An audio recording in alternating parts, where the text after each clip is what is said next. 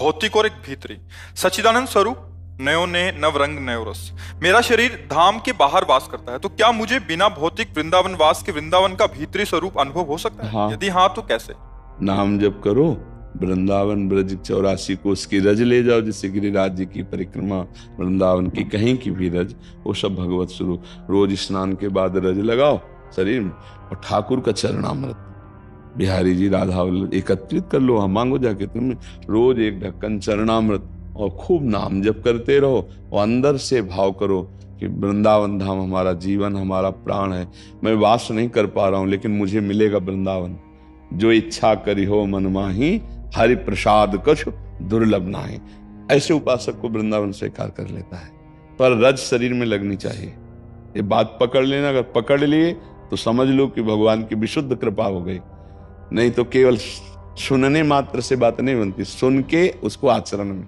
रोज वृंदावन की शरीर में रज लगावे, चरणामृत पिए।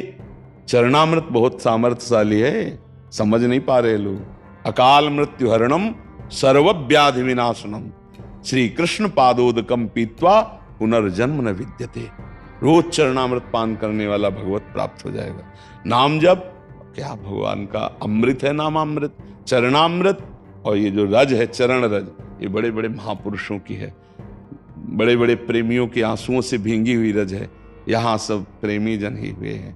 कोई विरहाग्नि से अश्रु प्रवाह, कोई आनंद में प्रफुल्लित होकर अश्रु प्रवाह, और महापुरुषों की चरण रज और प्रिया प्रीतम खेलते हैं इसी रज में। तो वो रज हमारे शरीर से लगी हुई, और जिह्वा में राधा राधा राधा, और आश्रय कि मुझे जरूर वृंदावन मिलेगा। आशा, ये आशा पक्की, तो चाहे जहां शरीर छोड़े वो वृंदावन को प्राप्त होगा। और कभी कभी जब समय मिले तो आ जाया करो वृंदावन। दर्शन कर गए और अपने सीसी कैमरा में भर ले गए, और रोज आ जाया करो। कैसे? भाव से। मान लो आधा घंटा सुबह सुबह उठ के बैठे, अब हम वृंदावन पहुंचे, परिक्रमा मार्ग को प्रणाम किया, पूरी परिक्रमा दी, अब यमुना जी में आचमन किया, अब बिहारी जी के दर्शन करने 10-15 मिनट में पूरा सब हो जाएगा। रोज परिक्रमा हो जाएगी, रोज दर्शन हो जाएगा। और अमुक जगह गए, फिर उनके संत को प्रणाम किया, फिर हमारी तरफ देखे, फिर पूरा मन से जैसे। तो वृंदावन को चिंतवन यह दीप उर्बार, कोटि जन्म के अघतमय काट करे उजियार। बोले वृंदावन का ऐसा चिंतन करोड़ों जन्मों के पापों का नाश करके प्रेम का प्रकाश कर देता है। समझ गए? और जब प्रेम का प्रकाश होता है तो चिदानंद वृंदावन आंखों में झलकता है। चाहे वो अमेरिका में रहे, चाहे वो हॉलैंड में रहे, चाहे जहां रहे, वो वृंदावन कोई जड़ देश थोड़ी है, जहां चैतन्य घन वृंदावन प्रकाशित हुआ। भगवत रसिक जी महाराज कह रहे हैं, हमारे उर वृंदावन और माया काल जहां नहीं व्यापे, जहां रसिक सिर मोर, हमारे उर वृंदावन हो। यहीं प्रकाशित हो जाएगा वृंदावन। समझ रहे? हाँ, खूब नाम जप करो, रज लगाओ, चरणामृत पियो, और भगवत आश्रित होकर कर्तव्य कर्म करो। माता पिता परिवार को सुख देने के लिए धर्म पूर्वक मेहनत करके धन कमाओ। हाँ, जो पद मिले, जो सेवा मिले, भगवान को समर्पित करो। भगवान की सेवा है, पापाचरण ना हो, बढ़िया काम बन जाएगा। ठीक है?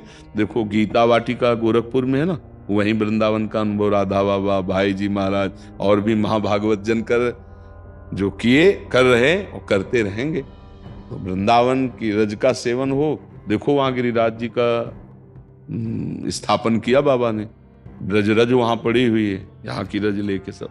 ये रज का सेवन, चरणामृत सेवन, तो आप वृंदावन वासी ही माने जाओगे, क्योंकि रजोपसेवी हो और वृंदावन की आशा है।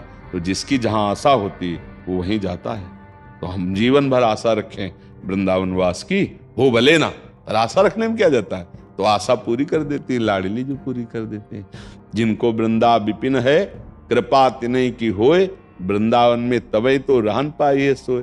हम श्री किशोरी जी से आशा करते रहें, वो पास कर देंगी। तो शरीर रहते या शरीर छूटते वृंदावन